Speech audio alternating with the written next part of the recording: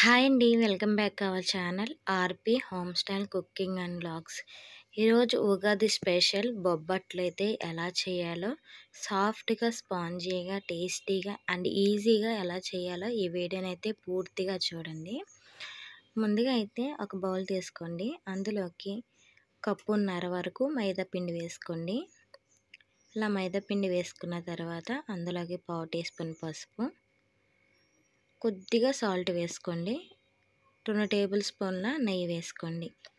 ఇది మొత్తం పిండిలో బాగా కలిసేలాగా కలుపుకోవాలి. చేత్తో ఈ విధంగా రబ్ చేసుకుంటూ పిండిని మొత్తం బాగా కలుపుకోండి. అలా కలుపుకున్న తర్వాత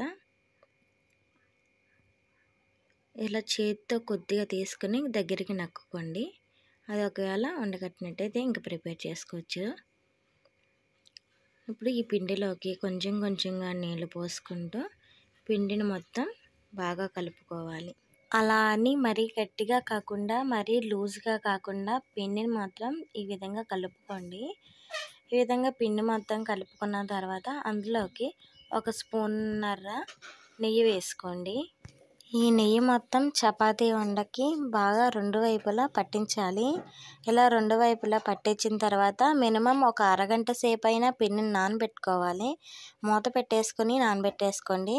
ఇప్పుడు స్టవ్ వెలిగించుకుని ఒక గిన్నె పెట్టుకుని అందులోకి తురుముకున్న 1 కప్పు బెల్లం వేసుకోండి. 1 కప్పుకి 1.5 నీళ్ళు పోసుకోవాలి. ఈ విధంగా నీళ్ళు పోసుకున్న తర్వాత బెల్లాన్ని అయితే కరిగించుకోండి. పాకమేమీ రానవసరం లేదు, బెల్లం కరిగితే సరిపోతుంది. ఇలా కరిగిన తర్వాత స్టవ్ ఆఫ్ చేసేసుకోండి. స్టవ్ వెలిగించుకుని ఇంకో కడాయి పెట్టుకుని అందులోకి 3 నుంచి 4 టేబుల్ స్పూన్ల వరకు నెయ్యి వేసుకోండి. నెయ్యి కాస్త వేడైన తర్వాత అందులోకి 3 టేబుల్ స్పూన్ల వరకు బొంబాయి రవ్వని వేసుకోవాలి.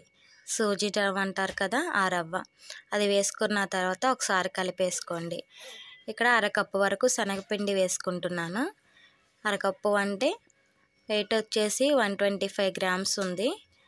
అది కూడా వేసుకున్న తర్వాత 6 నుంచి 7 నిమిషాల పాటు బాగా ఫ్రై చేసుకోండి. అందులో ఉన్న పచ్చివాసన మొత్తం పోతుంది. అట్లాగా పోయిన తర్వాత అందులోకి మనం కాచుకున్న బెల్లం నీళ్ళు ఉన్నాయి కదా, ఆ నీళ్ళు కూడా కొంచెం కొంచెంగా పోసుకుంటూ బాగా కలుపుకోండి. ఉండలేమి కట్టకుండా ఈ విధంగా కలుపుకుంటూ ఉండాలి. కొంచెం కొంచెంగా బెల్లం నీళ్ళు పోసుకుంటూ ఈ విధంగా మొత్తం పోసుకున్న తర్వాత బాగా కలిపేసుకోండి. ఇలా కలుపుకుంటూ ఉండాలి, లేదంటే వంటలు కట్టేస్తుంది. ఈ విధంగా ప్యాన్ నుండి కడాయి నుండి సపరేట్ అయిన తర్వాత 1 టేబుల్ స్పూన్ వరకు నెయ్యి వేసుకోండి. అలా నెయ్యి వేసుకుని ఒకసారి కలిపేసుకుని ప్లేట్లోకి వేసుకుని పక్కన పెట్టేసుకోండి. కొద్దిగా చల్లారిన తర్వాత కొంచెం కొంచెంగా తీసుకుంటూ ఇలాగా రౌండ్ బాల్ లాగా చేసుకొని ఇది ఒక ప్లేట్లోకి పెట్టుకోండి. ఈ విధంగా మొత్తం అన్నిటినీ చేసుకోవాలి. ఇది కనుక ఆరిపోతే కొంచెం గోరువెచ్చని పాలు పోసుకొని కలుపుకోండి. ఈ మొత్తం ఉండలన్నీ అయిపోయిన తర్వాత ఆరిపోకుండా ఒక ప్లేట్ పెట్టుకుని పక్కన పెట్టేసుకోండి. ఆ తర్వాత పిండిని ఒకసారి కలుపుకొని 2 నిమిషాల పాటు బాగా కలిపేసుకోవాలి పిండిని. ఈ విధంగా బాగా చేత్తో కలిపేసుకోవాలి మధ్యన చేసుకుంటూ. అందుట్లో నుండి కొంచెం పిండి తీసుకుని మనం ఎంత క్వాంటిటీ పిండి తీసుకుంటున్నామో అంతే క్వాంటిటీ పూర్ణం తీసుకోవాలి. పేపర్ని వేసుకొని కొద్దిగా నెయ్యి అప్లై చేసుకోండి. ఈ విధంగా చేత్తో నెయ్యి అప్లై చేసుకోవాలి. అందులోకి పిండిని తీసుకుని నెయ్యి కొంచెం అద్దుకొని చేత్తో ఈ విధంగా స్ప్రెడ్ చేసుకోండి. ఇలా స్ప్రెడ్ చేసుకోవాలి. మరీ ఎక్కువగా స్ప్రెడ్ చేసుకో అవసరం లేదు. పూర్ణం పెట్టుకోవడానికి సరిపడినంత స్ప్రెడ్ చేసుకుంటే సరిపోతుంది.